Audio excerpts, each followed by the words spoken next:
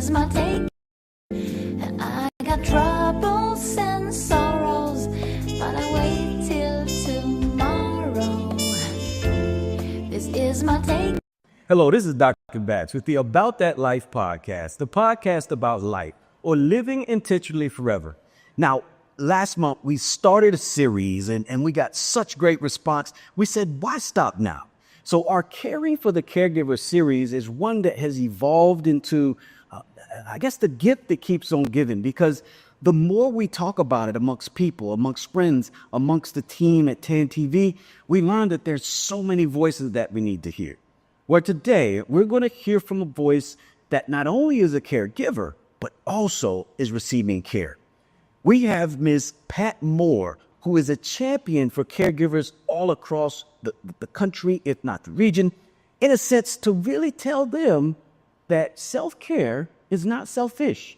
She'll discuss the strategies that she's employed and the difficulties she's had. Prior to us coming on, she had talked about some challenges with, a shift in the healthcare system that she's in and various things. But she championed that. She took that setback as a setup for a comeback. So, how are you doing today? I'm doing good. Today is a good day. Yes, ma'am. Today is a very good day, so I'm doing good today. Ma'am.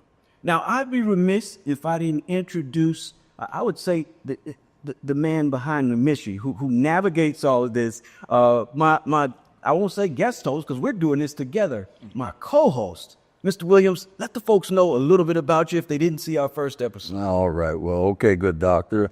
Nothing to it but to do it. And as I always say, I'm tickled brown to be here. And I tell people if they have a challenge with that, perhaps it's an issue of diversification. Yes. Okay.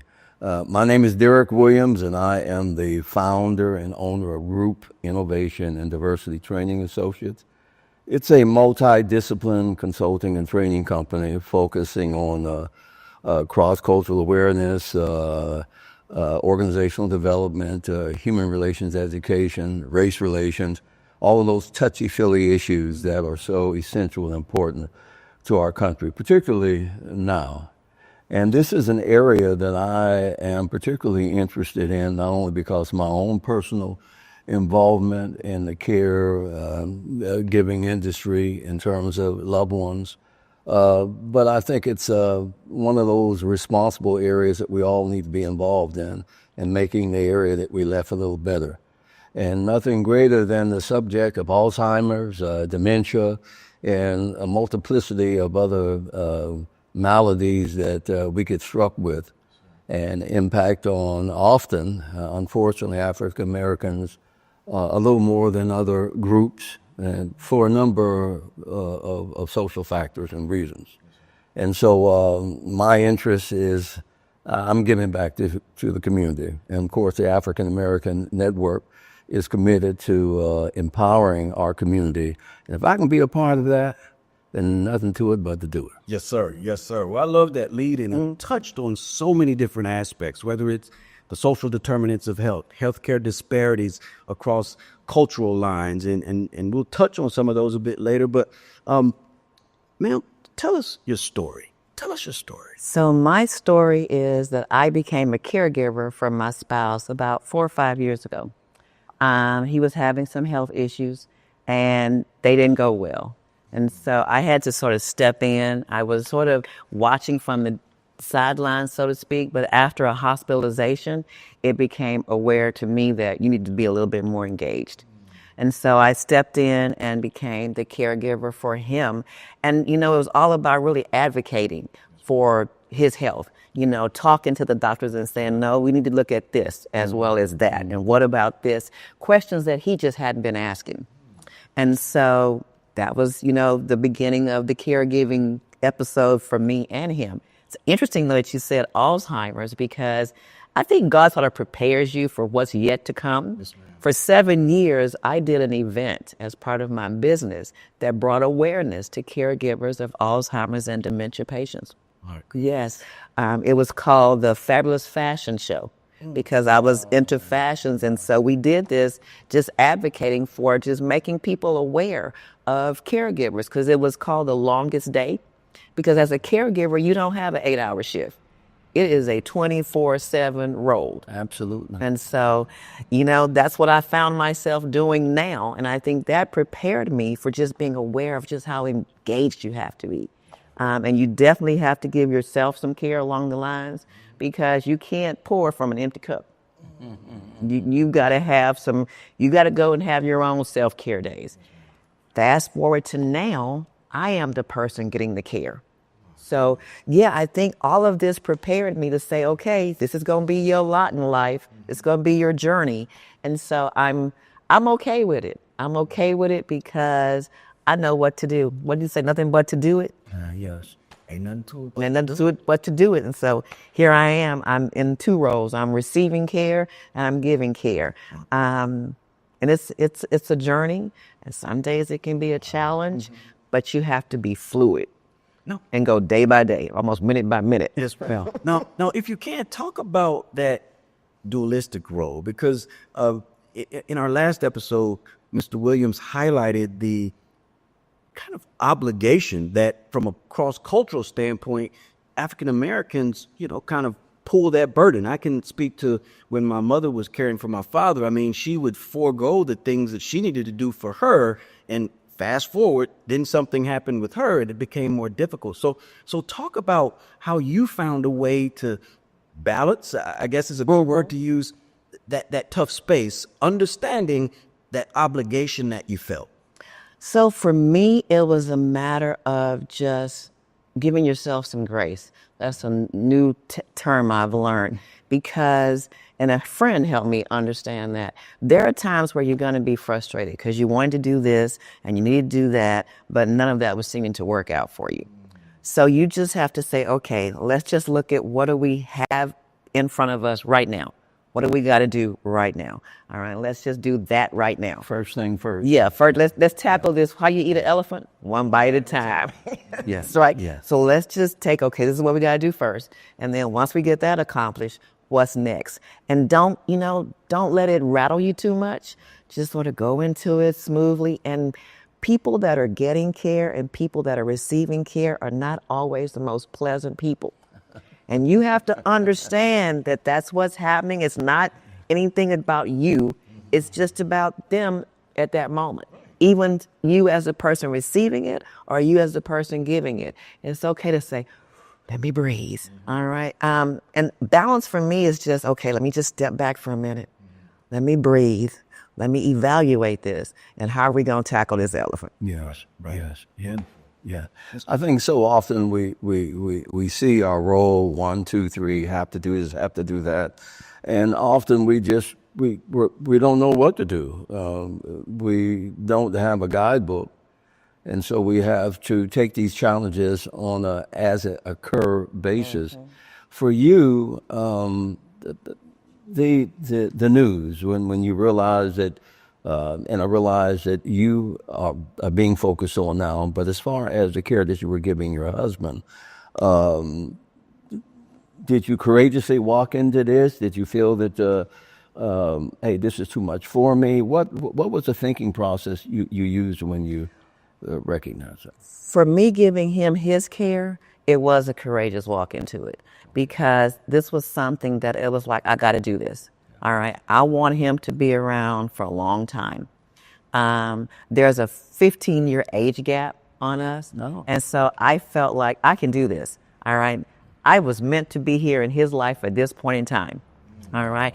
I know how to navigate the healthcare system, even the VA healthcare system, because that's what he was in. But as my side life or my main life, I am an insurance broker. So I knew how to navigate the healthcare system. All right. So I know what to say. I know how to say it. I know what to go and ask for. So let me at it. I was courageous from his caregiving standpoint. Now, when the tables turned, it was a whole different ball game, because now it was me. And even though I knew it was me. And so now that became a little scary. Wow. Mm-hmm. Wow.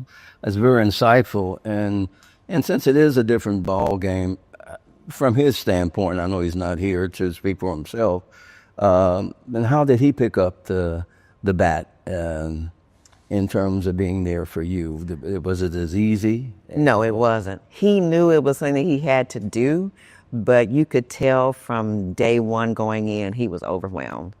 And he was also afraid. Now, it took him a little while to tell me he was afraid, but he did finally come and say, this is going to be all right. I know that now. He said, but at initial stages, I felt like you were being snatched away from me. Wow. He said, and so that was scary for me because, you know, you had been my caregiver and now my caregiver is being snatched away from me. What are we going to, and you could tell just going in that he was like overwhelmed with this. Yeah. He was afraid. It took my son to help me because I was a little frustrated. Like, why is he doing all this stuff? What's happening? And my son said, Mama, you got to give him some grace.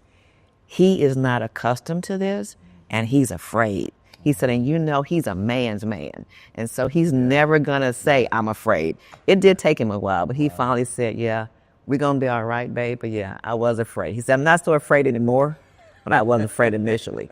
So it was an adjustment on the other side. For me, not so much so, but for him, it was like, this is new for me. What are we doing? Absolutely. Absolutely. Now, when you think about that fear, right? Was it the fear of the outcome of the condition, or was it the fear of not knowing if I would be able to, as you keeping it in the baseball, step up to the plate and do the things? Or was it a mix of both? I think it was a fear for him of the outcome and then not knowing. I think it was that. Because as we began to now be able to talk about it, he said, well, you know, I kept playing back in my mind that doctor's initial conversation with us. He said, and I kept telling myself, the doctor never said she was going to die. The doctor never said she was going to die. So that was what he was dealing with. And that was, to me, I thought, wow, you were that deep in? He says, yeah. He said, because I felt like my wife has been snatched from me. He said, but I kept having to replay, the doctor never said she's going to die. Oh. He said, and then once I was able to get that resolved, then I knew I could step up to it. Like, you know, this is a Vietnam vet. He's like, oh, yeah, all right. I got this. Yeah. Yeah. I got this.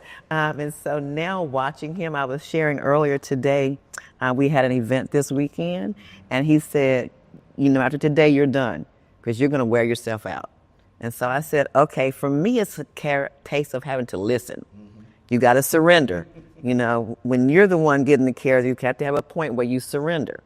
And so I've gotten to that point now where it's like, okay, I can surrender and say, all right, if you say this is enough for me, I'm going to take it and say, okay, I'm going to relax. Because I know during those weeks of chemo, it just wears me out. So, yeah. It's been quite an interesting dynamic to watch, you know, but yeah, it's going to be all right. You just have to say, okay, how are we going to go about today's date? Yeah. We're going to take this every minute at a time and see what's going to happen. But yeah, so for him, it was definitely the case of not knowing what the outcome was going to be. Yeah. Mr. Williams, I know you had talked a little earlier about structuring the day and kind of this daily routine. Can you just, you know, unpack that and how you go about talking to folks about that structure? Well, yeah, you know, life is spontaneous, and we often, you know, measure the temperature and which way the wind is blowing, and we become accustomed to that. And so these medical and life-changing challenges, they challenge us to get things in order. And that's very difficult when life is a spontaneous, I roll with the punches kind of thing. So structure is essential because you can look forward not only to tomorrow, but have some procedural steps to take in order to be more efficient and effective. And often that takes training. If that's not part of your routine normal life, you know, a lot of us live on the spin of a dime, you know, and these conditions cause us to need more structure in our life. Structure is the nail that we can hang our hat on or purse. Okay, it gives us an outline, and outlines are essential to helping us. Well, let me step to the left, let me step to the right. I've seen that hole before, and so it is essential. And so structure is one of the foundational elements of care for ourselves and, of course, for others. I totally agree with that. Yeah, and I was going to say, and that's why I wanted him to unpack that structure, because now you're going to give folks a toolkit, and you're going to build it out, because at the beginning, you said, I was an insurance, I know how to do X, Y. So what skills from that could you give folks that might not have the background in structure, planning, contracting, navigating systems, process, all those things that I think equipped you to be the caregiver pretty easily? But how would, what would you do, or what could you tell someone to really help them articulate that path? First thing was a calendar. And you think, okay, that's not a big deal. I had a calendar already. So now I just sort of expanded that calendar because now it's got to have on there, it's got to have appointments. I needed to have everything on that calendar where I could go and look to say, what are we supposed to be doing today? All right. Now you may have to deviate some, but what does today look like? In terms of the medical component, I always say, know what your insurance is about. People never read their insurance evidence of coverage documents. Why? It's too thick. They never even read the short version, the summary of benefits. Why? It's got too much jargon that we don't understand. Yeah. There are tools today. You said it earlier about AI. There are tools today on these smartphones we carry around. You can ask that phone and it will tell you what that means. Understand what your coverage is. Understand, you got to have an understanding. As a scripture that says, my people perish from lack of knowledge. You gotta know. If you don't know, you can't fight. That's right. All right. So you gotta know. That's what my thing was. I knew a lot of it. And so I just sort of jumped in more, especially from the veterans perspective, because I knew the civilian insurance. I knew how the civilian world worked. I needed to now understand how the military world worked. So I educated myself. So that way, when I went in as his caregiver, I could speak their language. I could speak to what they understood that now I am learning. Absolutely. You need to have a time where you just say, okay, I'm going to turn off my phone. I'm going to step away, and this is now my time because I've got to regenerate, and you've got to do it. Even if you have to alter it by maybe a day or maybe 10 minutes or maybe an hour, you got to do it. I call it my self-care. Saturday was my day. All right. It was self-care Saturday. My sister said, I never understood what you meant by that, but now I do. I said, yeah, that was my day to disconnect from everything and everybody so that I could regenerate myself, and now we can go tackle the rest of the week. Absolutely. So you have to have that as part of your structure. But for me, it was just having that calendar, because that calendar kept me on focus. Yeah, even with my appointments, his appointments, because now we've got to make sure that they don't overlap. Okay, because now I got appointments. I've got to be at his, he's got to be at mine. Gotcha. So now we go look at that calendar per week to say, okay, who's got what? Okay, do we need to alternate this? If somebody's got to go with you, somebody's got to go with me, how are we going to do that? So that calendar was a lifesaver. We just expanded it. Now it's real big. Wow. Well, you're absolutely a super trooper. I mean, there's no question about it. You mentioned briefly, you said your son had pointed some things out to you. Today we find that in the caregiving arena, we're not only taking care of loved ones, but we find out we have to take care of ourselves, and then other family members. Are they active participants? Was your son involved in, how involved was he in assisting? He was very involved once we found out. Not so much, he was with my husband, he was more, what do you need from me, mama, kind of thing. Okay. But once it became me, I think everybody was sort of surprised because I was the matriarch, the strong one, and now she's the one that's needing our care. Yeah. My son stepped up. He's our chef on Sundays. He cooks dinner every Sunday, so he stepped into that role. He's my person who takes me for my shots during chemo. So he stepped into that role. And then I didn't realize my friends and support system was so phenomenal. I have friends that bring food every week. I have a friend a day bringing food. And it's like, okay, let me make sure I'm going to be at home. I have friends that have donated money for food. I have coworkers. To me, I realized, oh God, I didn't know I was this loved. So I have friends that have just stepped up. And so from that perspective, sometimes you don't really realize all the people that are part of your network and resources until they have to step up to the plate. Absolutely. In my case, I am very thankful and very fortunate that all of my group have really, they've overwhelmed me because I had no idea that these people cared this much about me. Well, I'm not surprised, Miss Pat. You can feel your affection and love and the energy that you bring. The fact that things have been flipped, and now the focus is on you. I think your husband is very fortunate to have found you, or you have found him. You found each other. Yeah. And that's what it takes. This impact of caring for one another, unfortunately, not many families, not everyone can do it.